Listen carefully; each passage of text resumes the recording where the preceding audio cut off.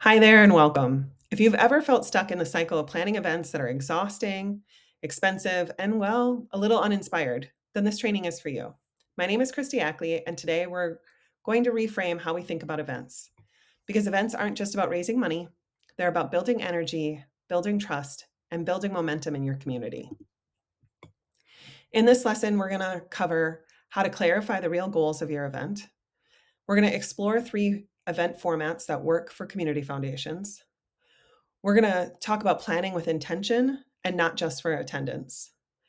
And finally, we're going to cover following up in ways that turn good events into really great relationships. So let's get started. I probably don't have to convince you about the power of events. You know they're great opportunities to celebrate community pride, gather a captive audience to hear about your mission, and raise a little, or hopefully a lot, of money. What I might need to remind you about is that we can get lost in the details and forget about the purpose. On the surface, it's ticket sales, venue selection, silent and live auctions. But what's important is what's building underneath. And when we've lost sight of that, we have events that fall flat. So let's go with the first thing. Not every event needs to raise money, but every event should raise value. So let's break that down.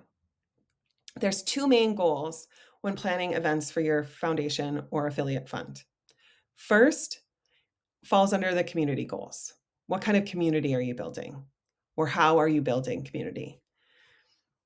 These goals revolve around building trust, belonging, visibility, shared ownership, and bringing you into proximity with your donors and future supporters. The capital goals, these are about bringing in donations now and building relationships for future giving. Now, sometimes an event does both, but sometimes it's focused on one or the other. And that's okay. The key is to be intentional. Start by asking, what do we want this event to accomplish really? Not just will we sell tickets, but will this event deepen trust in our mission? And will it inspire someone to give or get involved? So let's talk about 3 event formats that work really well for community foundations. The first format is a celebration event. This might be something like a donor thank you brunch, a night of youth success stories, or a community impact breakfast. These events shine when they're rooted in storytelling. You're not selling anything, you're showcasing the power of generosity. So invite donors to see the impact that they've made and let community members feel like they belong. These are really great events to ask donors to bring new people to so that they can hear about all the great work that you're doing and possibly start building a relationship with you. These can be really great cultivation opportunities. Another type of great event is an educational event. These are really about building the awareness around legacy. So whether it's a workshop on Endowment 101 or leaving a legacy through estate planning sessions or how to give local, these workshops are focused on planting seeds for the future, not closing gifts on the spot. You want to keep it inspiring, not overwhelming. Use local stories and simple handouts. Create space for questions, not pressure. And if you don't have any local stories, it's okay to use a nearby community or another community to talk about what transformation happened in their community when a donor left a legacy, right? So but make sure it's relatable, connected in a way that your community can understand. These are really great opportunities to position yourself as the place for them to think about donations, their legacy, all of those kind of things. So you really want to cement your foundation with legacy and with donor support. Now, the third kind of event is a hybrid between the two. So an example might be a 25th anniversary celebration with a soft launch of a new matching gift or an endowment campaign. This format allows you to celebrate the past while inviting action for the future. It is more about giving at the event. So you want to be clear about the invitation and don't bury it in a 40-slide presentation. Celebrate and ask with confidence. Here's where many events go sideways, though. We put too much energy into the what, the decor, the giveaways, the fancy venues, and not enough into the why. So before you plan a single detail, ask yourself, who is this event for? When they leave, what should they feel, know, or do? And how does it connect to our mission? You don't have to overproduce. You just have to be on purpose. And remember, your community is full of powerful storytellers. Use their voices, not just your brochures. Real stories from real people will always have more impact than polished perfection. You don't have to get every single step right.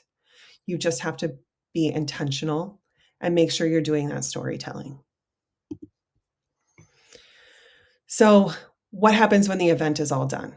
Oftentimes, we're exhausted with all of the details and the work, and nothing happens. We pack up our stuff and we start planning for the next year. But that's such a huge missed opportunity because the event really should just be the beginning. It's the follow up is where relationships grow.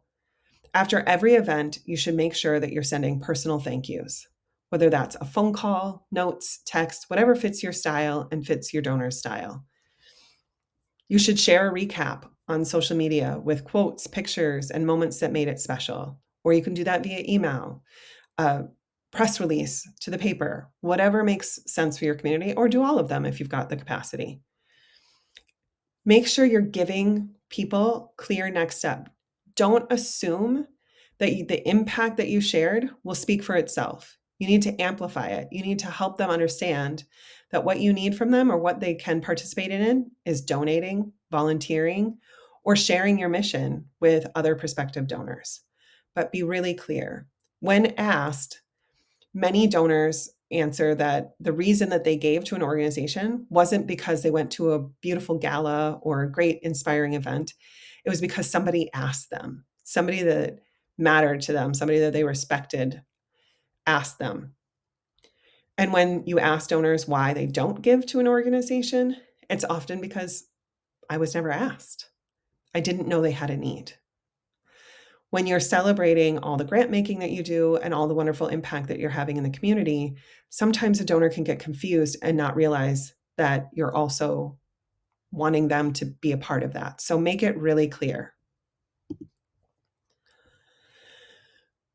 So as we're wrapping up this training and you're starting to think, okay, what do I do now? Well, here's our challenge for you.